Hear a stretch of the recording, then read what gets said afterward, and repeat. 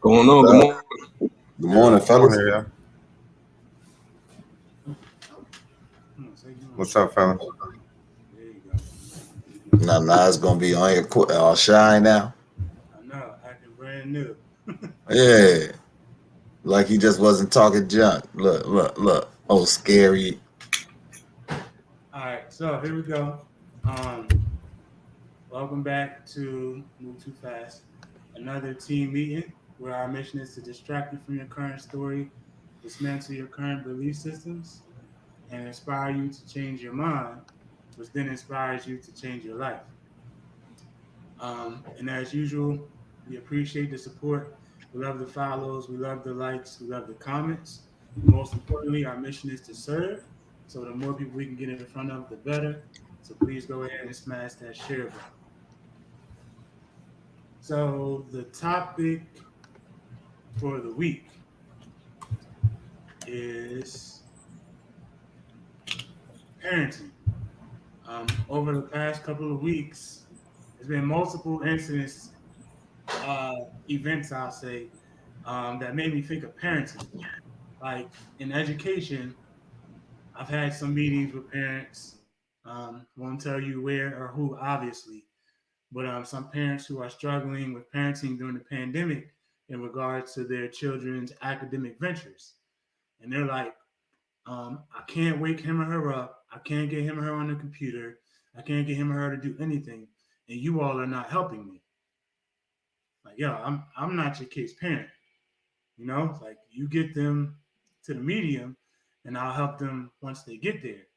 But this has happened over and over and over and over again. Um, and another story of not a student, but a family and a little kid I know. Um, it's very, very important to be good parents. You know, it's very, very important to be good parents. And then when we had the podcast with Chris, who's a principal and now studying education at Harvard, we spent some time talking about the impact that parents have on their children too, um, and how students have to be prepared to learn. Like school, there's not much school can do for the kid who doesn't know how to be a student. So that made me think about parenting, and that's what we're going to talk about this week. So every morning for years, I can't even remember, probably for like the past 4 or 5 years, Nas and I, we go over some principles. And there's been some pretty powerful moments. Like one time, Nas was in the hospital for something that wasn't major, but he wasn't feeling it. Like they had to give him a shot, or they had to hold him down or something. So I just talked to him, and the nurse she had went around the corner to hide so that he didn't see her. And when we were done, she came around. She was like, "Yo, that was the best daddy-son conversation I've ever heard." And there's been numerous times where like somebody's tried to handle Nas, whether it be his family or other people, and didn't necessarily work. But when I would speak to him, because of these principles and things, like that's when we use them, so I can get him to think instead of just scolding him or chastising him and things along those lines. I'm using these younger years to frame his mindset so that when he makes mistakes tomorrow and going forward, he already has, at least at this point, the language in place to be able to learn from them. Are you ready? You ready? I'm gonna do your words. All right, let's see. So number one, what we got? Be the Best. be the best. Good job. Be the best. Good job. Number two, learn from your Mistakes. learn from your mistakes. Can you project your voice? Remember how to project your voice? Yeah. Okay. Learn from your mistakes. Mm-hmm. Number three, if you get in trouble, you get Oh God. held accountable. Come on, talk like a big boy. You get, come on, held accountable. Next one, learn before you Play. Good job. Learn before you play. Good job. Next one, what do you do with distractions? Overcome them. Great job. You overcome them. What do you do with distractions? You overcome them. What is it called when you make stuff? Creative. Creative. Who's that on the screen? Travis Scott, the event on Travis Fortnite. Scott, the event on Fortnite. Yeah. That's why Daddy chose that one. Creative. Good job.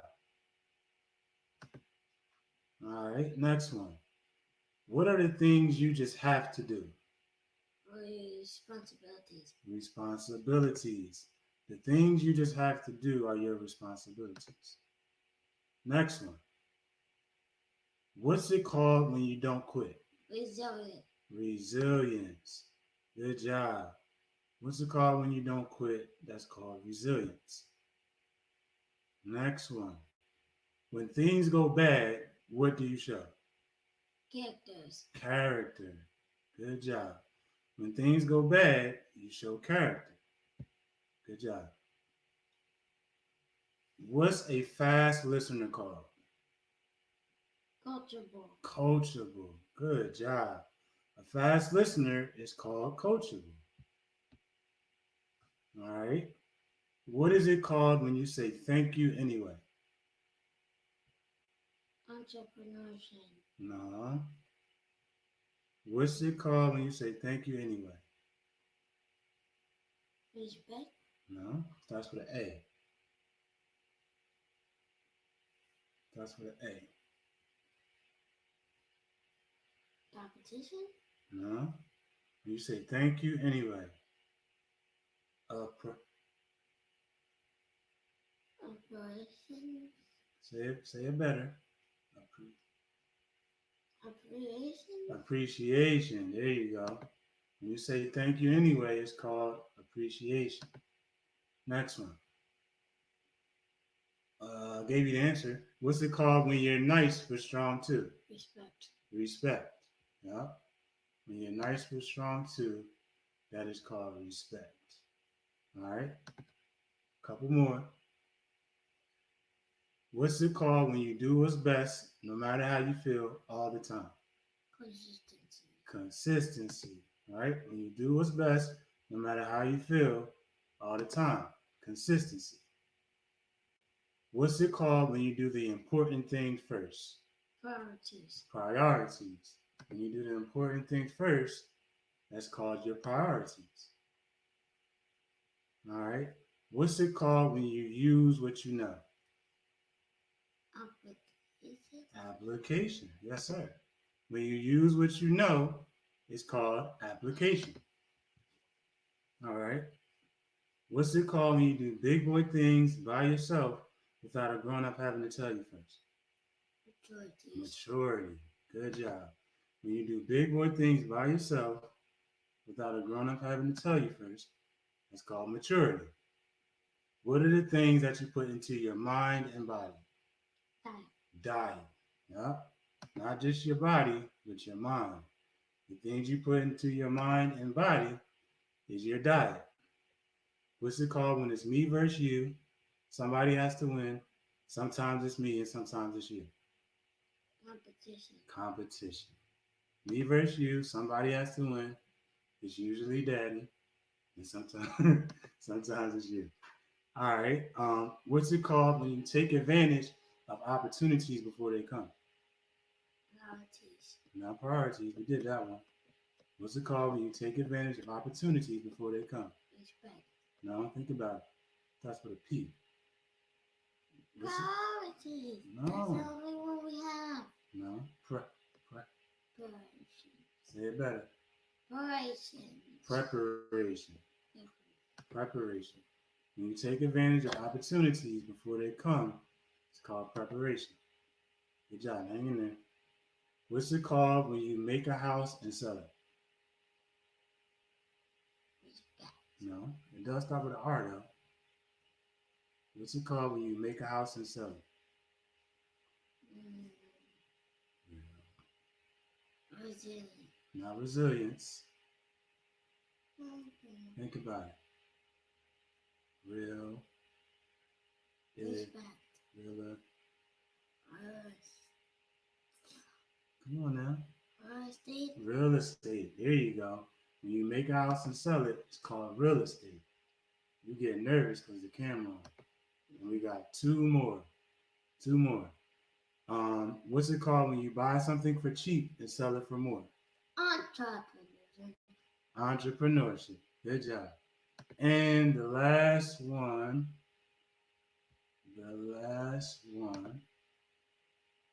is what's it called when you stay calm under pressure? Self-control. Self-control. Good job. You have fun? Mm, Yeah. You got anything you want to say? no. No? You ready to get out of here? Yes. All right. Peace out. I'm gonna go get my money. No. Money. Maybe not. Peace out. All right. I'm So, gonna go get my money. yeah, go ahead. Peace out. All right. So,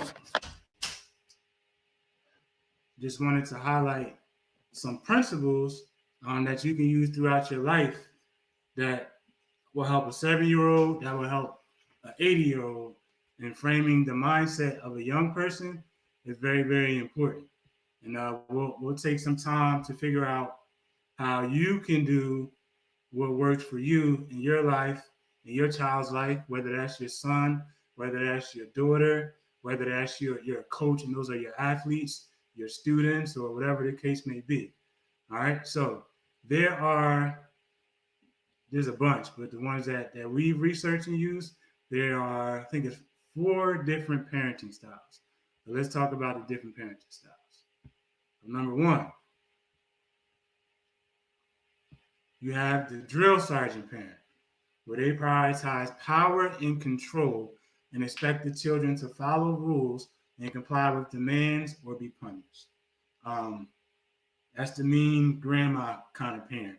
That's the parent who's so stressed, and every kid thing that your kid does, it hits a nerve and like, just be quiet. And a lot of times in education, it like hurts because the kid will talk to us more than they will talk to their own parent. And like a struggling kid, we usually have a meeting. We all sit down at the table, and every time the kid says something, shut up, don't talk, or this and that, this and that, this and that. And like all the educators are looking like, yo, like let him talk so we can try to understand what's going on. Like, he's a smart dude, or she's a smart little girl. Like, she's not just in here lashing out. Like, even some of the craziest lash out events I've ever seen, especially at the high school level, the kids knew exactly what was going on. And you found out so much more about them and some of the potential roots of their anger and such when you see the interaction between them and their guardians. Next, you have the laissez faire parent. They give their children virtually no guidance, whether because they're detached, overwhelmed, or feel children learn best when they fend for themselves. So this can be all the way left or all the way right. Like, I know in some of the more affluent communities in America, I forgot what it's called, but like they got like the community raises the kid, free roam parenting. They got like 3 and 4 year olds who like walk to school by themselves because they trust the community. To me, that's laissez-faire because like I just wouldn't do that. Or you got the little kid who's raising himself because nobody cares for him. So there's 2 different sides to that. But essentially, the kid is on their own. 3, you have the helicopter parent. Though well-intentioned, they try to rescue their children from virtually every uncomfortable experience, whether physical or emotional. They try to please their children, make few demands, and expect little. Generally speaking, this happens a lot when there isn't a strong man around. Like, generally, the woman's job is to nurture. Like, she's going to care in a way that we're not going to get, right? Then on the other side, we're going to care about other things that they're not going to get. It doesn't have to be man or woman, whatever the setup is, but that's the first thing that comes to mind with me. The mom or the dad that's always on your back. That's why, like, when we get to college, the preacher's kids and the cops' kids and the principal's kids, like, they go crazy because there's no helicopter hovering over them. They got free roam and they don't really know what to do with all that freedom. And then you have the consultant parent, where they set firm, thoughtful limits based on children's safety and the impact of their behavior on others. These parents give children options within defined parameters so kids can think for themselves and learn from the results of their choices. So that's what I strive to be. Like, it's principle-based learning. When there's a mistake, like, let him or her talk, so you can see what the mistakes were, what the misunderstandings were and be able to teach him or her. And then also on the other side, I believe that the best teacher for a parent or a coach or a teacher, any kind of role like that, is your students, your kids, your players. Because you can do all this learning from YouTube and books and all those kind of things, but you don't truly learn until you put it into action. So you have the drill sergeant, the laissez-faire parent, helicopter, and the consultant parent. So ideally, your goal should be to get to the consultant level. But parents usually adopt their own early caregivers parenting style. So if you come from a drill sergeant family, you usually can't wait to be a parent so then you can be the drill sergeant. Or if you come from a laissez-faire family, you're more than likely to have a laissez-faire parenting lifestyle. Or you do the opposite in an attempt to avoid hurting your children in the same way that you were hurt. It's like if you have, there's a story I heard where an alcoholic father had twins, two boys in this case. And at age 30, one grew up and he was an alcoholic. And they were being interviewed. He's like, why are you an alcoholic? He's like, because my dad was.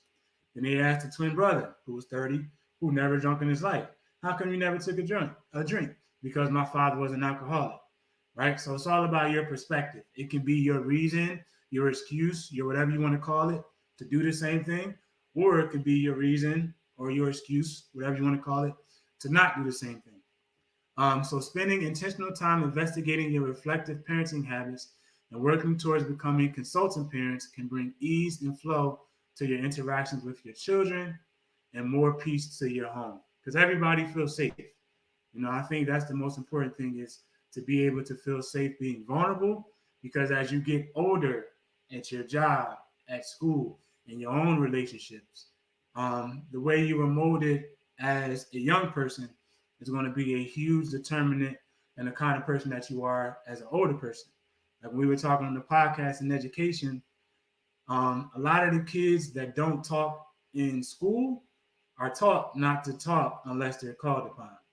And if they do mess up in their own personal life, the consequences are like super severe for things that are not worth it.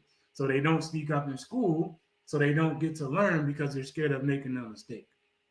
All right. So moving on to modeling and communicating. So the following is only relevant if you are a parent who models, not a parent who teaches. Because kids don't follow what you say. You can say whatever you want to say.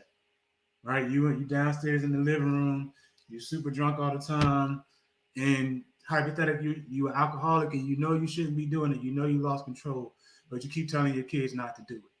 They're going to hear you saying don't drink. But every time they go in the fridge to get their leftovers, they see all the liquor in there. Every time Sunday night on the Monday night football game, on the Sunday night football game, they come in there, you half past dead. Right? So it's much more about modeling as opposed to teaching. All right. So there are 5 essential skills for communicating with young people for the sake of the podcast, but it's really with communicating with anybody that you care about. So number 1, always remember it's you and them versus the problem, not you versus them with the problem on the side. It's you and them together versus the problem. 2 versus 1. Not you versus him or her with the problem on the side. 1v1 with somebody watching. There should be 2-on-1. You and them versus the problem. Number 2, be curious, not critical. When somebody messes up in your relationship, whether it's intimate, a romantic relationship, a mother-daughter relationship, whatever, when there's a mistake, ideally you should be generous with your thoughts and give them the benefit of the doubt. So seek to find out what happened before you critique. Or even if they do keep messing up and you choose to keep them in your life, be curious and try to help them. Do not criticize them. Number 3, be careful, not crushing. Right? When mistakes are made, it's up to you to understand that other party to figure out how to address it without crushing them. Because those kids that get crushed are the adults who don't know how to be vulnerable, who are the adults who are scared of anything and everything. Because those who handled them as they grew up were not careful, but they were crushing. 4, ask. Do not assume. Even if you know, still ask. Never assume unless you know for sure. Always ask, do not assume. All right? And finally, connect before you correct. Connect before you correct. So we want to be curious, careful, ask questions, and connect. We do not want to be overly critical. We do not want to crush. We do not want to assume. And we do not want to correct before we connect. And last tip, at least I think so. Last tip. So listen, use your ears. All right, it's really use your ear, but for the sake of language, we're going to say use your ears. So E is for empathy. E is for empathy. Put yourself in the other person's shoes and see the world through his or her eyes. All right. For example, Nas is 7. He's going to make mistakes that just don't make any sense to me. Right? Where I could go drill sergeant on it and let him have it. I could crush him. I could be critical. Or flip it around and be like, all right, what if I was a 7-year-old who's been stuck in my room for 14 months and I haven't been interacting with people? Now I'm around other kids and I'm lit. I just did a bid. I ain't seen another kid in 14 months, right? So social empathy. Thought empathy is when you paraphrase the other person's words. This is something that I always see Justin is very, very good at. Even though I think he be finessing sometimes, but he's able to take your thoughts, put them in a kind way, to let you know that he received what you said before he offers your feedback. And he's only going to give you that feedback based on your response to what he said. Feeling empathy is when you acknowledge how the other person is probably feeling, because you don't know until they tell you, based on what he or she says. So that's empathy. So with good communication, you acknowledge the other person's feeling and find some truth in what he or she said. Even if their overall is wrong, you still want to seek to find some truth, right? Because you want to be empathetic, but you don't want to be a fraud. You want to be sincere. So when you communicate badly, incorrectly with empathy, you ignore the other person's feeling, or you argue and insist that the other person is wrong, right? There's no seeking of understanding. And like I said with Justin, one big technique you can use to show empathy is the disarming technique. Take their weapon away, make them feel safe. Find some truth in what the other person is saying, even if it feels totally unreasonable or unfair. Like I know for me, that's tough, right? That's a tough one for me. Like if I just know it ain't right, I don't really seek to disarm. But that's an area of growth for me. But find a way to cool them off. So A is assertive. So even though you can be empathetic, that doesn't mean you still can't put your foot down. So when you communicate well with assertiveness, you express your feelings openly and directly. That's a big one for adults, and that really goes back to parenting. Everybody can't handle the truth. Like I can be empathetic, like, yo, I get it. You're going through a very, very traumatic time. Your kids are driving you crazy and you lost your job. But yo, you just gained 50 pounds in the past 3 months. That's unacceptable, y'all. Right? Everybody's not going to be able to handle that because they weren't told the truth before. But you were empathetic and you were assertive. When you communicate incorrectly while you're assertive, you fail to express your feelings at all, or you express them aggressively. That one makes me feel like I'm not going to say nothing to him because he's just going to shut down. Or I'm not going to say nothing to her because she's going to have an attitude. Whatever the case may be. You are not assertive. Just because the other person may or may not handle it does not mean that you don't communicate what you think you should communicate. All right. And then a big one is I feel statements as opposed to should statements. So express your ideas and feelings in a direct but respectful manner. Using I feel. I feel upset, right? As opposed to I'm pissed off because you did that. Or rather, yeah, I just did that part. You statements, right? Talk about you. In that case, that would be me, I, and how I feel, instead of telling the other person you about how you feel or how you're right or how you're wrong or you're making me mad, whatever the case may be. Because nobody is responsible for your emotions except for you. So what they do does not matter. It's up to you to respond as opposed to not reacting. And lastly is respect. Empathy, assertiveness, respect. So when you communicate well with respect, Your attitude is respectful and caring. When you communicate incorrectly, your attitude is not respectful and caring. I think that's pretty straightforward. And lastly, is ego stroking. Convey an attitude of respect even if you feel frustrated or angry with the other person. Finding something genuinely positive to say to the other person in the event of heat, in the event or the heat of battle. All right, so it's kind of like sales, really. You want to disarm the other person, make them feel safe, but your sales pitch is your authentic message, right? You can go left by trying to finesse, but sales is all about playing with other people's emotions, getting them to feel a feeling that you want. Now, what makes that positive and negative is about the product that you're trying to sell the other person, right? Like you heard Nas say, "Am I going to get paid? Am I going to get paid?" You think you're getting paid, but you get allowance every week. You know, so I just finessed them, broke it down. Yo, if you be brave on the podcast, you're gonna get X, Y, Z, right? So, kind of had to finesse them. So the key to all of these kinds of things is to model and communicate. I can teach Nas all of the principles in the world, but if I'm not modeling those things and I'm not communicating to those things while they're in action, they're going to serve no purpose, right? Buy a house and sell it for more. If I don't never do anything with real estate, not necessarily buying and selling, but he doesn't see me learning. He doesn't see me talking about properties. When we take our walks, we always highlight the vacant lots and what could be. We always highlight the new properties and compare the vacant lot to the new properties. I put it in action. If I don't pursue entrepreneurship, at least learning about it, he's not going to want to do it unless it's just something that he has. So all of these things are very, very important to model, which is even more so important than communicating because your actions scream and your words whisper. So I think that's all there is.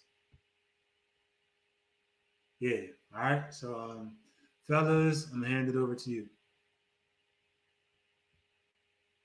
What y'all got? I'll jump off. I think that message was sensational.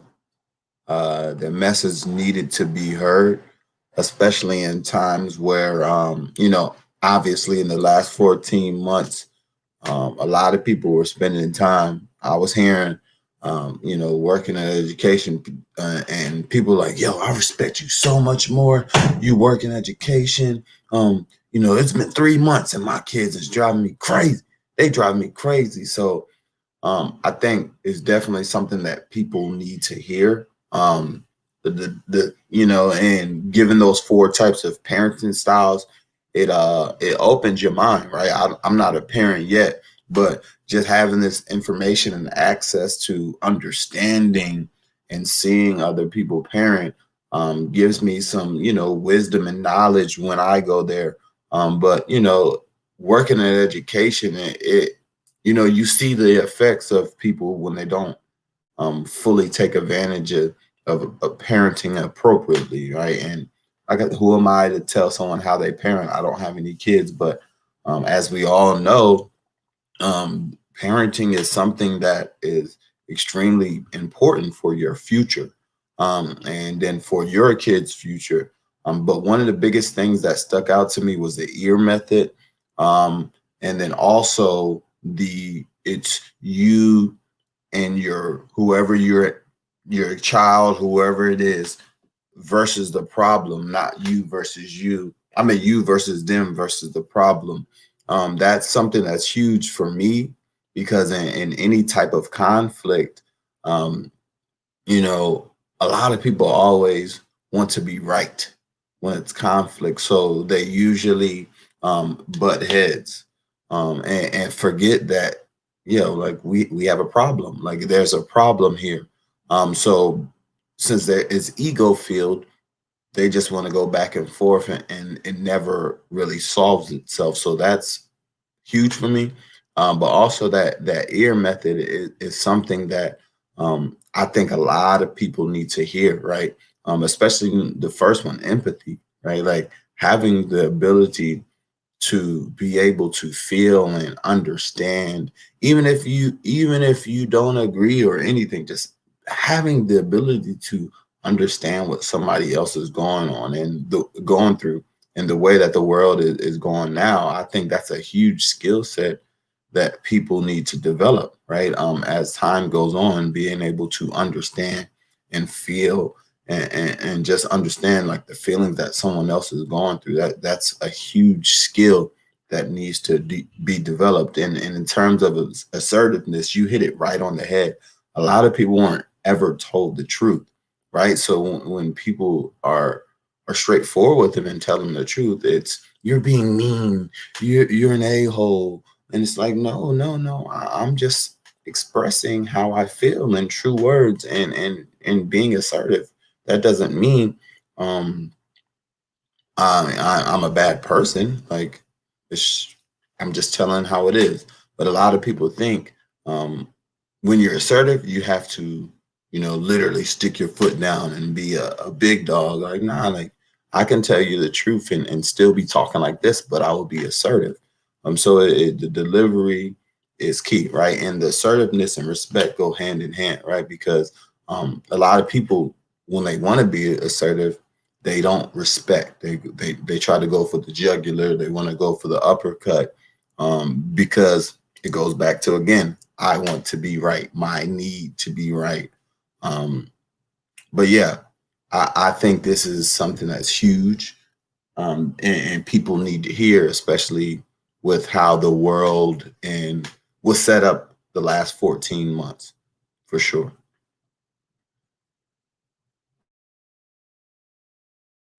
Thank you, KG. KP, what you got? I think one thing that kind of resonated with me was the fact that you don't have to be like your parents, right? Like if your parent was a sergeant, like you don't got to act the same way. I think it's very important for individuals, right? And I don't have a kid or anything just yet. Hopefully, God willing, I do have a kid pretty soon, within the next 5-10 years. But like really understanding that you can take the good out of the parenting that you received and you can push that on your children, and then you could just leave the bad, right? I think you don't have to follow down that same path. And I think a lot of people do. And people get caught up in those same examples. So just being aware of what you're doing, being aware of what your foundation is, and then what you're passing along to your kids, I think is very, very crucial. And that was a good point that you made earlier. Yeah, all great points, guys. I think the first way that I digested this information was looking back on the parenting that I received. And I think my parents did an amazing job of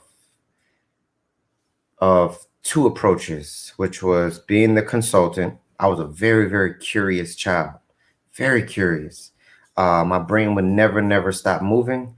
So the fact that they took that approach, I'm super thankful for. But because of my extreme curiosity, there were times that I would find myself, just doing child things, and maybe finding myself in situations where maybe I would overstep bounds, or my curiosity led me to places where I couldn't simply understand the rules that were in place in our society, and they did step up and play the role of a drill sergeant. And the reason I'm thankful for it is because sometimes in this life, explanation and giving your children options is great, but there are times that they need to just understand that, hey, right now in this moment, there's no conversation that's going to happen.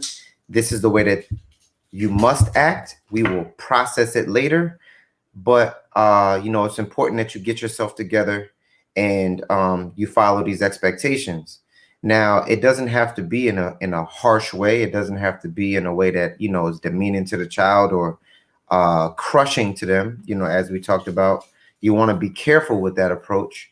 But I'm very thankful because that was the approach that worked for me and what I needed. Now, as we move forward and we talk about, our role as educators, I'm extremely thankful for the experience of being an educator, because I believe that experience has prepared me more for parenthood than anything else could have in this world. Having the opportunity to support children from, I mean, elementary school age at different summer camps I've worked at, to being a dean of students in a middle school, which is, hugely impactful. A student's middle school experience is hugely impactful on the trajectory that they have as a person, not just a student. And that experience alone was amazing because I learned to process with children who were still learning themselves. Now, you're still learning yourself in high school too, but it's a completely different individual at that point. Okay, there are some thought processes that are pretty much ingrained at that point, even though they are still moldable.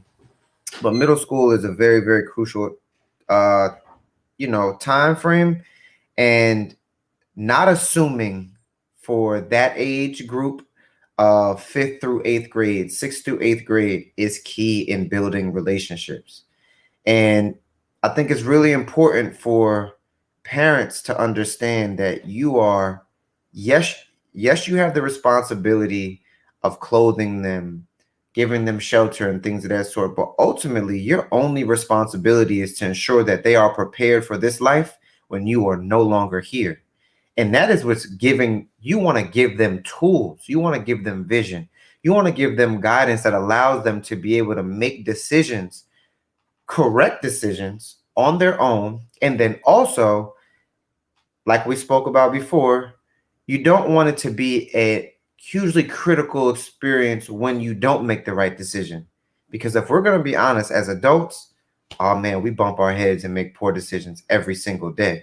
It is just our ability to adjust and learn from those experiences and move forward and hopefully make better decisions. Um, I'll also, give my education experience 100% of my ability to have empathy with young people. Um, oh man, I was blessed enough to have parents that had empathy, but it looks very different in the empathy that's needed when raising children nowadays, because there are genuinely so many other influences that our children experience that even us as adults, but we're in our younger years, we didn't experience, right? We came up when MySpace kind of came out, but that was, that was the tip of the iceberg when it came to social media. We did have Facebook, but we entered Facebook when you had to be a part of an education community. You had to have a school email address and things of that sort. So it's still, a space where it was controlled. But I mean, we're talking about 6 and 7 year olds and elementary school kids who have cell phones and they have social media and they have text message groups. And, some of the things that are discussed or students or young people are exposed to at a very, very young age are things that naturally we weren't exposed to until maybe heading into high school or at around the eighth grade area, right? But there are children that are maybe having the conversation through language, maybe not understanding what they're actually hearing or their friends are saying. But these things are impactful. The same way Malcolm went over his principles with Nas, right? Nas may not genuinely understand the entirety of entrepreneurship, right? But the more that he is exposed to the word, the more that he is open to it, so he can recognize it when he sees it, right? Now, if a young person is hearing things that they shouldn't hear until 13, 14, 15 years old, and they're 7, they're opening their mind up to that concept. And that may not always be positive, and it may not always be best for their development. Okay. And I just want to highlight the point that I'm super thankful for my relationship with Malcolm because he helps me to see my blind spots. And he constantly reminds me that, Phil Jackson is an amazing coach, probably one of the best in the history of the sports arena, because he has the ability to coach based on his players' needs. The way that he coached Michael Jordan was completely different than the way he had to coach Dennis Rodman, right? He could be extremely hard on MJ, right? MJ could take it. He was that kind of player, but he had to give Dennis more free reign. He had to give him the ability to go out and party. He had to give him the ability to explore life in different ways than he would the rest of the team. But it was amazing that he saw that need in his player to bring the best out of him. And ultimately, as a parent, your goal and responsibility is to bring the best out of your child. And that may come with putting yourself in uncomfortable situations or forcing you to learn how to do that in different ways than what you were shown from your parents or even the parents in your community, because your child is just completely different. So just to sum up the thought, build a relationship with your child. Like, genuinely build a relationship with them. I mean, think about what you do when you met your husband, wife, partner, girlfriend, boyfriend. Oh man, y'all stayed on the phone, y'all FaceTimed, y'all learned all the intricacies of each other's past. I mean, get a relationship with your child like that. Yes, you know him from being around the house, but that child has his own mind or her own mind, world, likes, and things that you don't know. That usually people who are educators in schools know about them that you may not know at home, right? Just the same way we don't know you as a parent at work, at the workplace, that we know you at home. Okay, so it's one is connect before you correct, right? Build a relationship with your child, right? Maybe ask yourself why my child is listening to someone else than they are to me. Don't take that as offense. Take it as a learning opportunity to say, hey, there's something that this person is doing to connect with my child that I'm not able to do yet or I haven't done yet. Also, be very, very careful. Very, very careful in not crushing. And that's a learning opportunity for me. For anybody who is a hip hop fan, we know the loss of DMX, unfortunately over this past week or two and his struggle. And, it was highlighted, the struggles that he had throughout his life. But I dare to say that his lifelong battle with emotional well-being, mental well-being, and drug addiction is tied directly to his experience with his parent. Okay? It was crushing. It was crushing so much to the fact that even though he became one of the worldwide biggest stars in his industry to ever do it, he never could bounce back from the crushing experience that he had from his parent and as a child. So understand the impact, the genuine impact that you have as a parent and the responsibility. And I think, us being able to spend this time at home the last 14 months with our children in any capacity has highlighted some of our weaknesses, but also just genuine areas of growth. Because if you want to take a step back, I mean, this is almost God's gift to us to be able to spend nonstop time with our children and get a hold or rein on our child, because we understand how dangerous the world can be when they have a hold or rein on our child, right? And I know that it's overwhelming. There's many other influencing factors that don't have adults in the right mental frame or in the right mindset, and they're not processing well because of all of the other things that affect the adult world. But understand that I'll share something with you, and I'll close on this, on something that my dad told me. He said, son, everything that I've accomplished in this life means absolutely nothing if my kids don't turn out to be anything. Like nothing. I've been able to be successful as a business person. People in my community hold me at a high standard. My family holds me at a high standard. But if y'all don't turn out to be nothing, I've absolutely failed on this mission called life. Because that is the highest priority that I have. God has given me y'all. And y'all are my legacy. Y'all will be here longer than I ever will. And I think reframing our mindset back to our children, whether it is that you have a biological child or not, you're a step parent, or you're responsible for a child, right? As an auntie, uncle, neighbor, right? It's important to understand that is a primary responsibility over any employment or any other role or hat that you wear.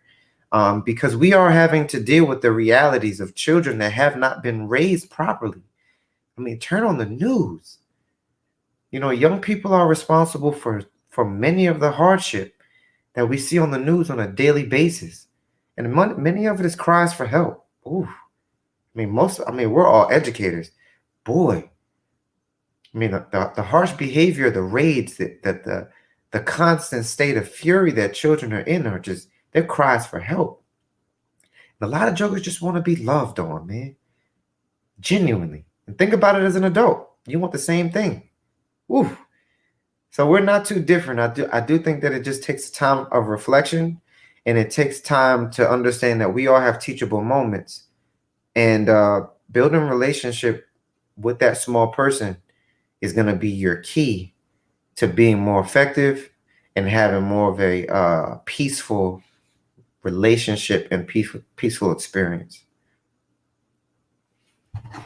What you got, Mel? Go ahead, KG. Nah, I was saying mic drop, just picked it up and put it down. I think especially that last part, he said that working in education, you see a lot of cries for help for people who just want to be loved. And for someone who didn't have a father in my life, like I really didn't do anything like ridiculous, right? Because I still had a mom who loved me and put me in situations for me to succeed, right?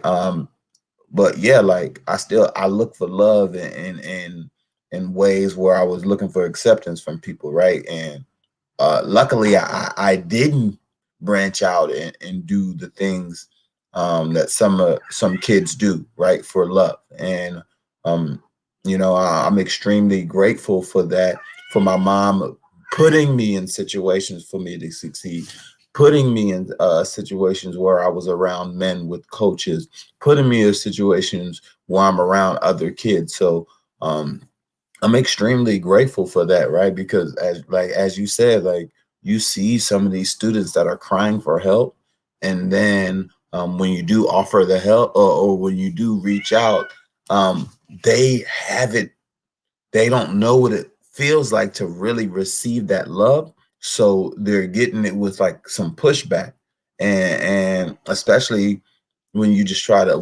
understand and really develop relationships, which is something that I feel like is one of my biggest strengths. I have the ability to, for some reason, a lot of people always share information for me ever since I was like 10. Like people always just come to me and share information. But I just noticed that a lot of people just want to be loved. And as children, it's the natural things that people want. They want to be seen, they want to be heard, and they want to be understood. And that's all of us have that inner child in ourselves to this day, even until we're gone. That want and need to be seen, heard, and understood. And I think, it's crucial to understand that.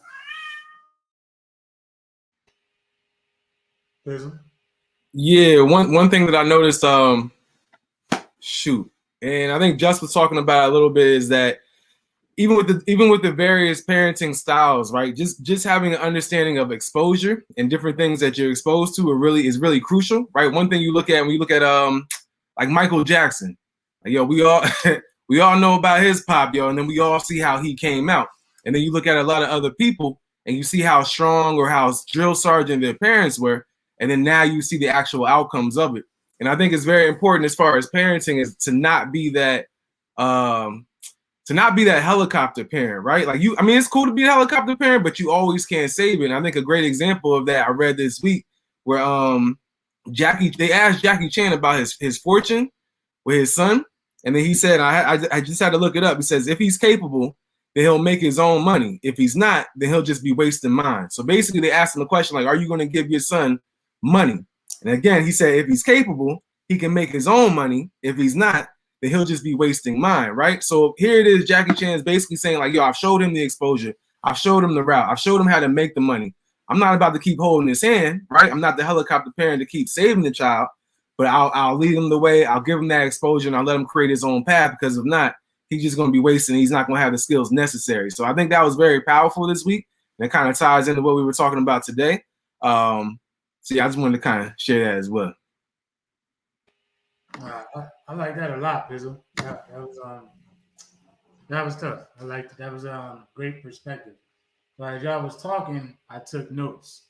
So the key to this, which maybe I should have spent some more time on, I guess it feeds into the modeling part, where I said none of this applies unless you model. You got to be a healthy person all around to be a good parent. You don't got to be a millionaire. You can be at the bottom of the poverty line, or you can be at the top of the prosperity line. But you got to be mentally, physically, emotionally healthy. Because a lot of us, speaking for some of us on the call, where we lost some of our parents was because they had things going on themselves, which we all do, and they wasn't able to respond to it in the best way. And some of those things lingered for years, like Just was finding out things his entire life. KG, you still finding out stuff. And even you, Pizzle, like we all are. And everybody goes through things, right? But when you're, like how we always talk about stress, is when your demands are way higher than your ability to meet those demands. And when you have these huge needs, but you don't have the resources to meet those needs.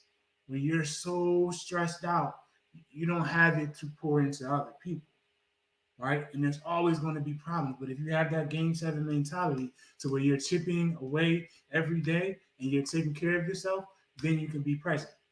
But so many of these parents are broken people that they can't be good parents. So if you ain't got it together, you ain't going to be a good parent. Like you may love and care and treat them right, but you will drop the ball overall. Right? You may be that parent, like I just love my kid, so I just put him in all these good situations and I let those good environments mold him or her. Great. But what about between those times? What kind of young man or young woman did you prepare to go into those good environments and take advantage of those good environments? Like I was working with a young man this past week, like unofficially, and he's a high school student going to college. Very strapping young man, and his two options were so far the Marines and Arizona State football. I said, yo, that is perfect. I said, those would be two options that I would give Nas if he were 17. I always tell Nas, if you were a college athlete today, you play football, you're going to Alabama or you're going to Arizona State. Because personally, I love Herm Edwards. Just the kind of leader that he is. He cares much more about the man than the player. But I was telling the young man, I was like, you're going to be a Marine, you got to run, bro. Oh, yeah, we got workouts or drills, I forgot what he called it, 3 times a week. I'm like, so when do you run? I run 3 times a week.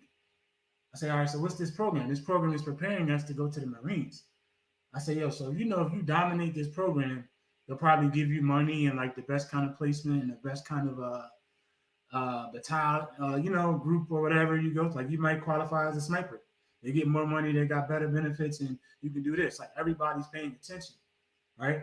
But I know that he doesn't always have that kind of voice in his ear teaching him those kind of things, preparing him to go in those good environments and to take advantage of them as opposed to just showing up.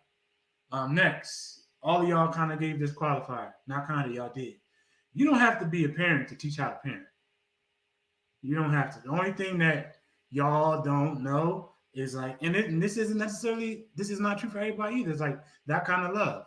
But it's some mothers that will do anything and everything for their kid in the right way. It's some others that, I hate to be graphic, but it's true. They put their kids in the freezer and like leave them there, So it's all about the love. That would be the only thing that y'all don't really know, right? But that's going to be different for each one of y'all. But you don't have to be a parent to teach how to parent. It's much more about understanding kids. Like I would much rather, even if I just knew y'all as professionals, like let's take Mace. I would rather put Nas with Mace, even though he has a kid. But if I didn't know he had a kid, put him with Mace before I know people that got a bunch of kids. Because he understands kids. He understands therapy. He knows the benefits of like getting on your knee, talking to a little kid. So you're not intimidating them. All those different kind of things. He knows how to communicate. So you don't have to be a parent to give parenting tips. That's just something that, especially in our community, is like a vice to escape us from receiving feedback. Right? Don't tell me how to parent. You ain't no parent, bro. Again, I work with 1,000 kids, 350 days a year. Like, I kind of know, and that's your son, and I know more about your son than you do. Right? So you might want to just listen for a second. And just like I believe, you don't got to be married to give a married person some advice. I know more people with failed marriages than successful marriages. I really only know one, and that's only been like 2 years, right? And I'm not throwing no shade, but it's fresh. I really don't know any other healthy marriages. People our age, and I know some people that's been married for forever and they sick. They ain't been happy in decades, right? That means nothing to me. And like if you, I've been to therapy a couple times, and like relationship counseling. Those people were single, right? Some of them divorced, maybe because one person had the light go off and chose their happiness over keeping their relationship. Right? So it's all about the knowledge that the person has. The parent, I'm telling you all that. I know that the married part, I ain't married yet, but I truly believe you don't have to be married to give that kind of feedback. And then to be a consultant parent don't mean you gotta be sweet for it. You feel me? It's essentially a combination of the other three. It's like when I was teaching Shorty how to ride a bike, I was a helicopter at first. Like I was right there with him. You feel me? And then you get them going a little bit, Then I went drill sergeant. Keep your feet on the pedal. Like that's the stability, right? So helicopter to drill sergeant. But then once he figured it out, I can just chill. He ride around, right? It's a combination of the three. But he wouldn't have made it if I never let go and stayed the helicopter. He may or may not have made it if I just gave him the bike and let him go. Laissez-faire style. And if every little mistake that he made, I was on his back, he might have been so focused on me by being a drill sergeant instead of focusing on him and what he's doing. So it's much more a combination of the three to get to the consultant part, right? So just because you're a consultant don't mean you gotta be sweet for it. It's kind of like a player's coach for all of our athletes there. Some players' coaches are sweet for it. But when your players know that you care about them as a man and not just a player, they will give you more in life and they'll give you way more on the field, way more on the court. So you don't gotta be sweet for it just because you're a consultant. And then just great point about social media. I haven't allowed this, but Nas has a unique situation, so it is what it is. He told me he got a TikTok. I haven't seen it. I got a TikTok, Dad, and once I get verified, I'm gonna be a millionaire. All right. So he gotta be verified. So we took that to start talking about investing. Like, yo, Shorty, look at all these people watching your videos, or you watch all these videos. Every person that made a video, they got paid 25 cents, right? So every 6 videos, if you get paid off of 4 and do 2 for free, you make $1. So you can have your fun and you get some bread. Like teach them how to use the tool, right? I think that generally speaking, like there's such a bad viewpoint, I guess, of social media. Like it's a big distraction and all that to the consumers, right? But to the producers, it's amazing. Or if you're a consumer, like your timeline is made by you. Like if you give me your YouTube and I scroll through your timeline, you give me your Instagram and I scroll through, I can see what kind of diets you got. Right? It's all Instagram models and it's all parties and bottles and all that. You ain't doing nothing but having virtual parties all the time. But if you following a bunch of authors or somebody in your career who's successful, you're learning how to invest and all those kind of things, you're using social media as a tool. So it's all about how you use it, just like a gun. Like we got mass shooters and we got people that only have a gun to protect their family at home. It's just a resource. Exposure, Pizzle, great point. I always, when my kids piss me off in class, especially in the beginning, I was like, yeah, my 3-year-old knows this. My 3-year-old knows this. Look at it. So when we started doing the words, I showed them. And this was 8th graders. What did he say? I said it again. What did he say? It was resilience. They had never heard the word resilience. Never. And that was 3 years ago. So Shorty was 4. So 13-year-olds were learning from a 4-year-old because I exposed that to him. Right? And kept exposing it to him. Kept exposing it to him. And then also, your kid is going, he or she is ready to receive more information than you may think. Like as adults, we keep so many secrets. Like tell your kid why you drink so much. Tell your kid why you and mom divorced. Tell your kid why you got fired from your job. So they're not learning for the first time when they go through it. You know, you have to expose them to what life is. Now you gotta know how to communicate that. It may not have to be the most graphic representation of what happened, but it's very, very important that they understand because that time is going to come for them. And that's something I always saw with Just. Like it still never registers with me to like call family and have the conversation, see what happened with his dad. Like I just don't have that relationship with nobody. I play a role in that too, but there's a lot of roles played in that.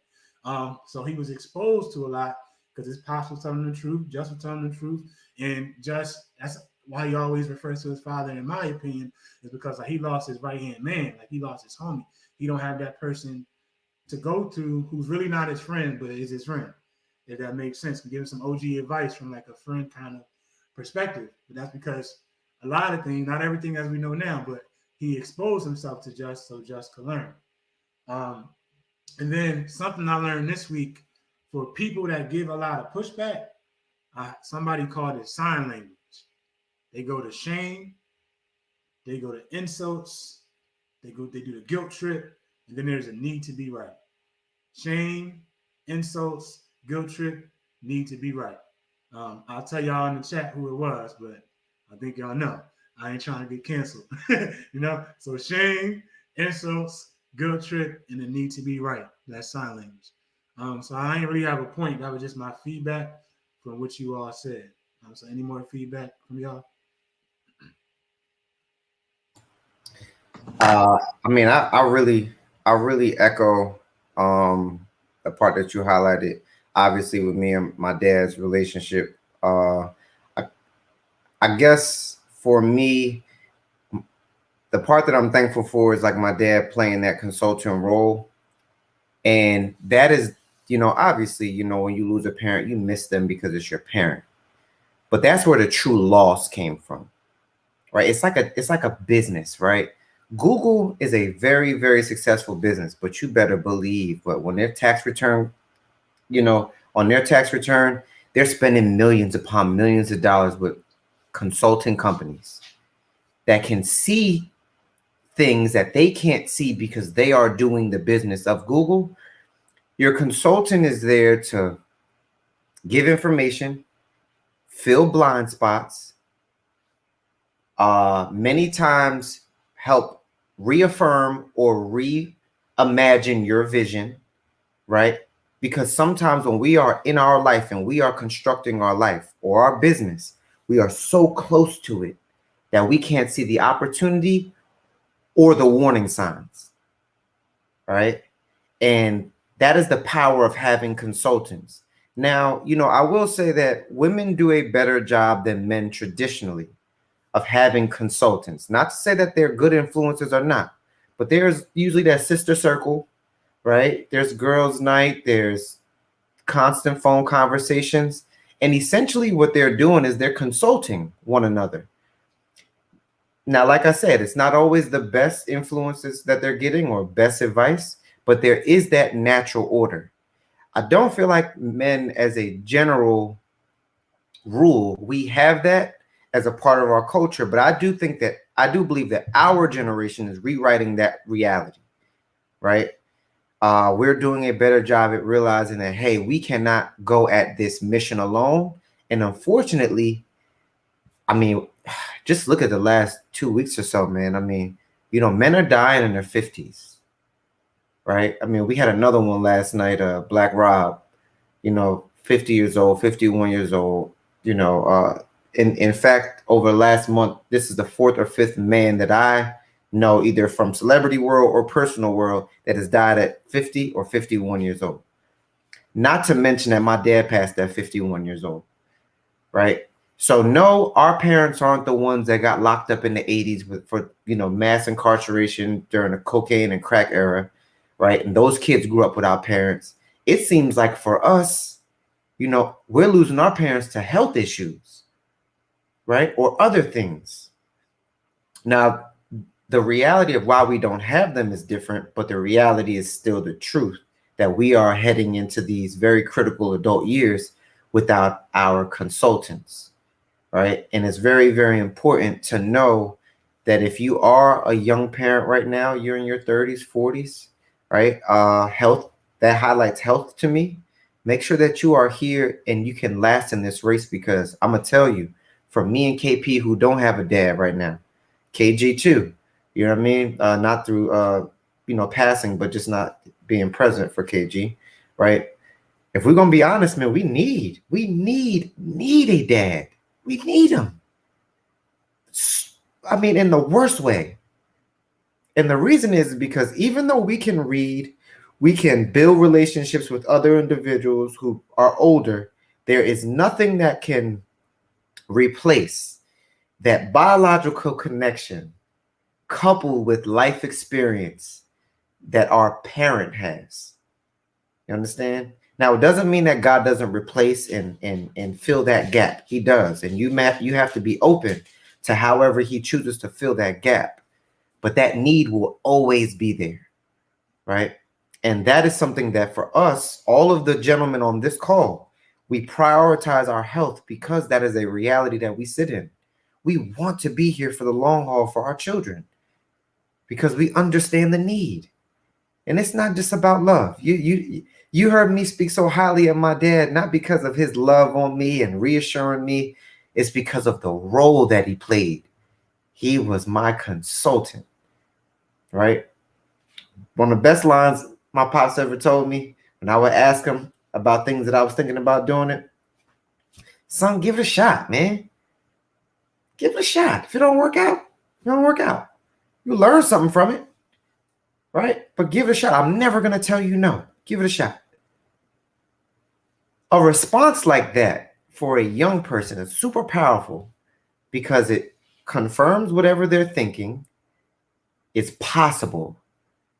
Number two, it confirms that they are capable of making it happen. But it also affirms to them that the potential of failure is there, but it's okay to fail because there's an opportunity in failure as well, right? So altogether, I'm going to highlight, I had a very, very similar conversation with Malcolm this past week about some decisions that I'm looking to make, me and my wife. And me and my wife were taking a walk.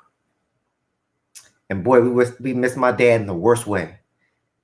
Because we said, man, who can we call that can give us a perspective, that can give us a view on this? Joker put Malcolm in my life, though, man. So I'm extremely, and it's not to say that my other brothers on this call don't serve a huge role, but we all play a different role in each other's lives. You understand?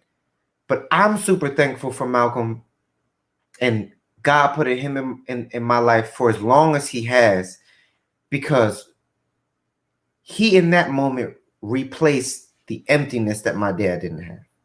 I mean, that my dad had during that moment, right? Because of me and his connection just in our life path and knowing each other for the years, and him knowing me in a way that maybe my family doesn't even know me, right? So I wasn't focused on the loss. I was still focused on the need. And what I needed was a consultant, right? So just use my experience and the things that we're talking about on this podcast. And as we communicate with you all every week, understand that we are modeling and also experiencing these realities in real time. And we're just doing our best to adjust and move forward, because the vision we have for ourselves is big. We just understand that in this world there will be opposition, and all the pieces of the puzzle may not be there, but you still got to use what you have. So no, we might not have a parent, we might not have a great community or environment and things of that sort, but we're just using what we have. And you have the responsibility to do the same.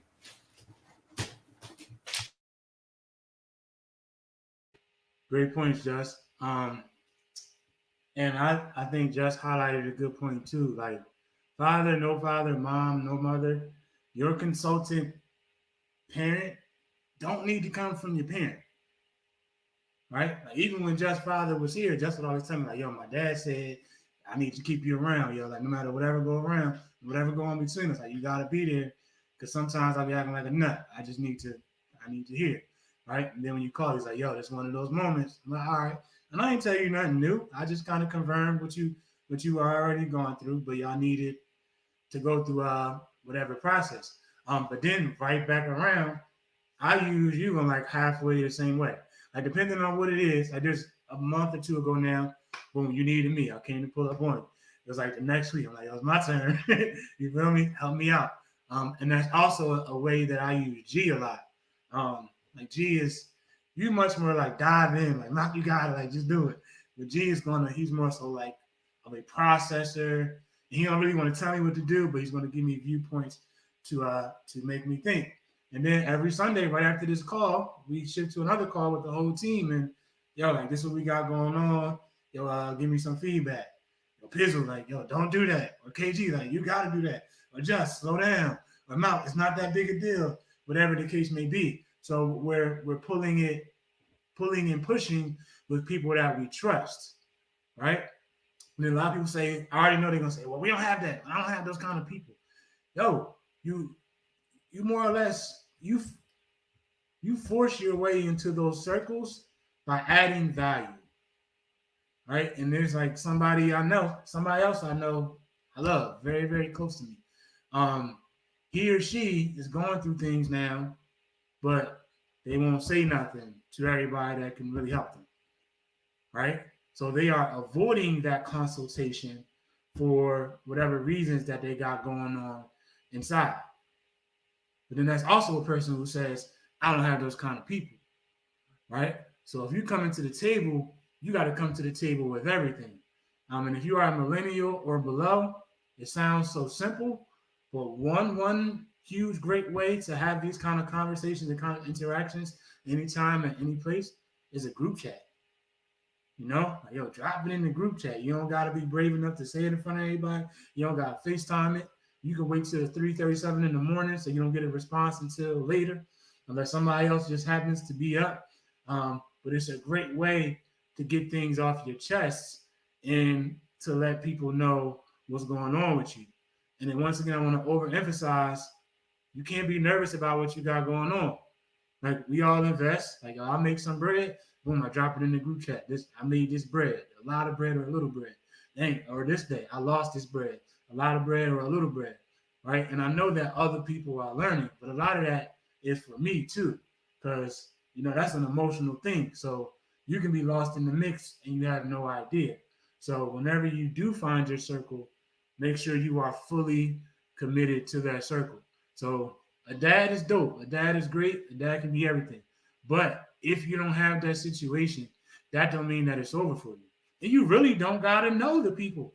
Like for me, I don't mean to disrespect nobody, but I feel like ET is like my second dad. Like just from watching him on YouTube, and y'all know me, and y'all know him from a distance, we're like the same person, bro. And just by combing through his YouTube and taking notes, I get a lot of consultation.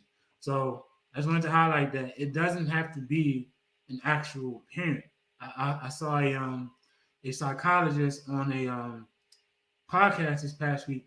He says a lot of kids are suffering because most great kids have a parenting system at home, but somebody else outside of their home who is just like a parent, a teacher or a coach who they can bounce ideas off of that they want to take home or that they took home, whatever the case may be.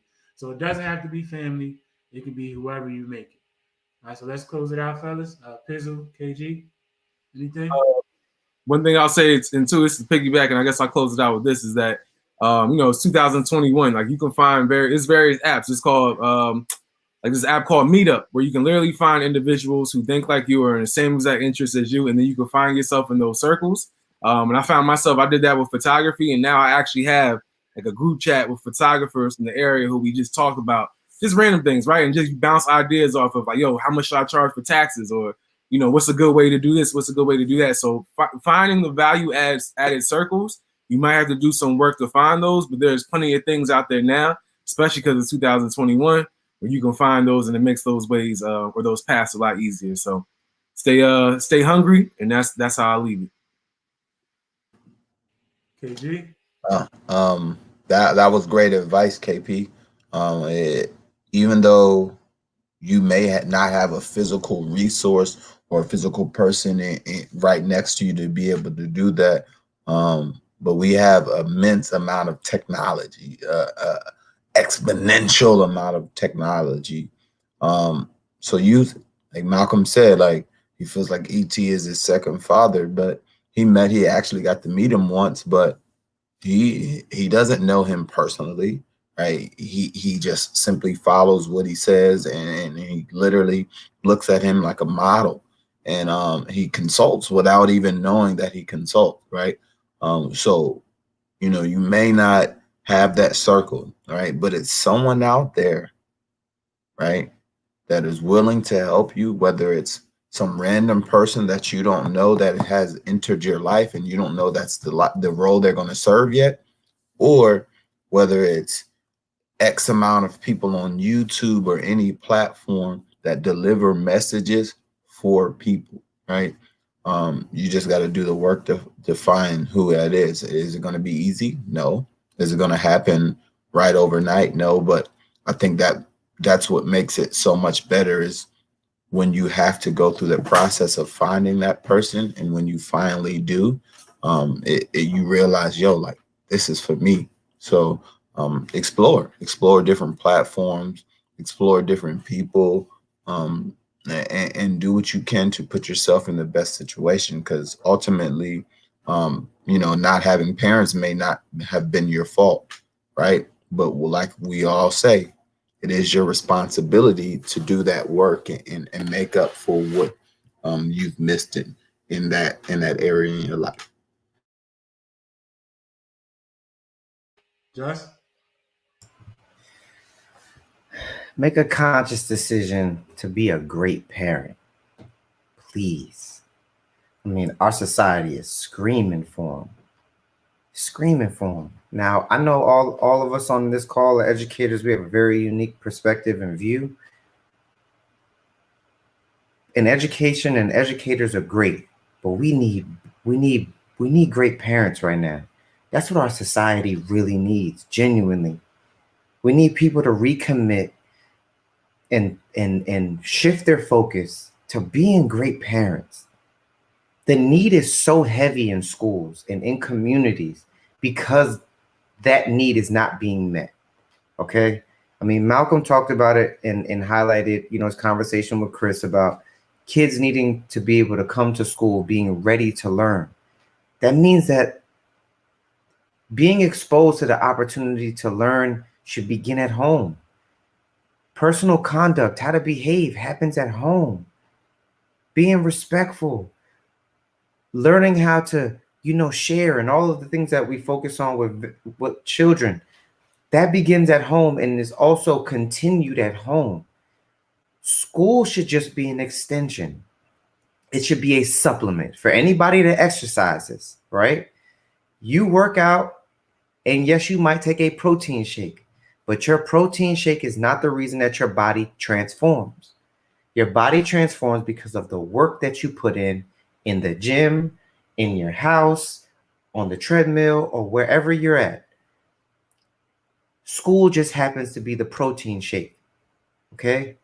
But it is very, very important for you to be that solid exercise routine or piece of equipment that is going to create that individual or that body that you are looking to create, because our society is in shambles because of the lack of parenting that we have, or the unsuccessful parenting, or maybe just not being able to shift, right? Because of what our parents raised us with is no longer effective during today's society.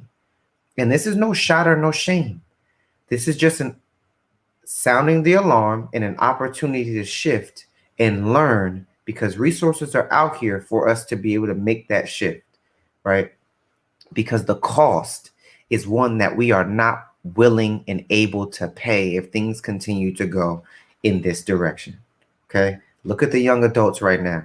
Look at the 12 to 17-year-olds. That's going to be your dentist.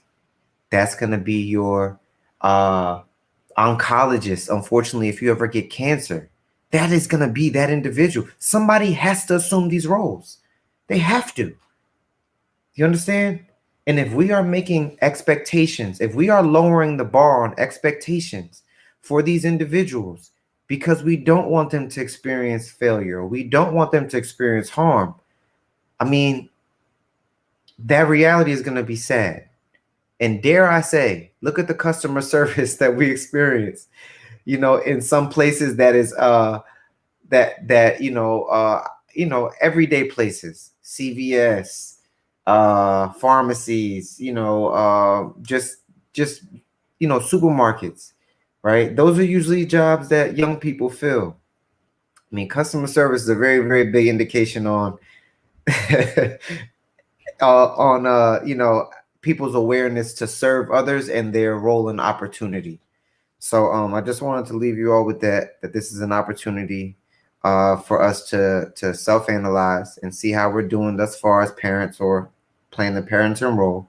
And if there are any areas that you see deficits, it's an opportunity to work on those areas so that the person you're responsible for or people you're responsible for can maximize their potential.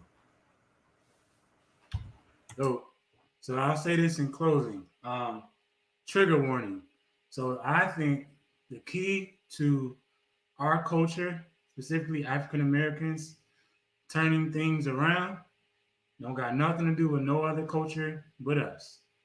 Don't got nothing to do with the feds killing us.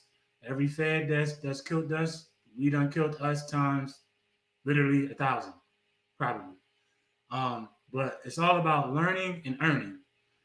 We have so many young boys and young women growing up without fathers, right? That is not all the father's fault. It is not all the mother's fault. But as mothers, I'm not a woman, but you got to be very cautious about who you make yourself that vulnerable to get to the point to where you can have a child by him, right? You play a huge role in that, and clearly we're not picking the right men on a massive level. And then the men on a massive level, we are not doing our part, clearly. And now we have a lot of boys who are getting raised by women, and a lot of those women who are raising the boys were raised by just a woman as well.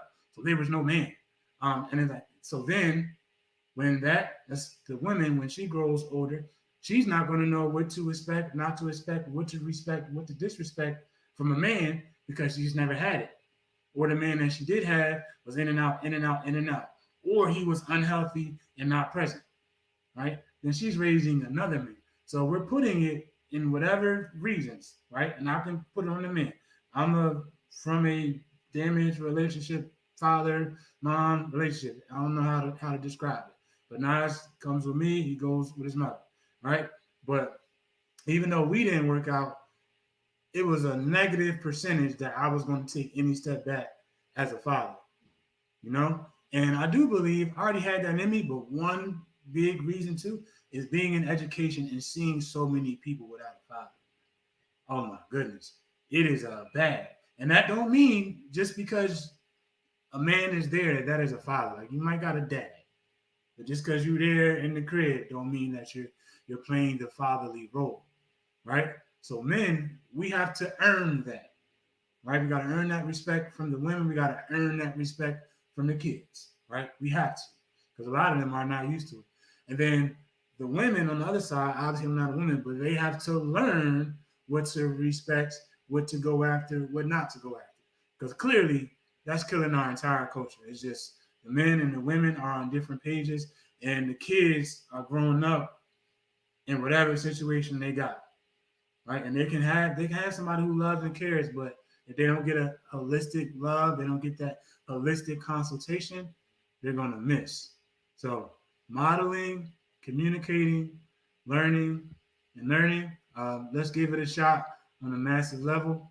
We're doing our part to hold ourselves responsible, and we're urging you to didn't mean to do that yet. See y'all next week. Peace out.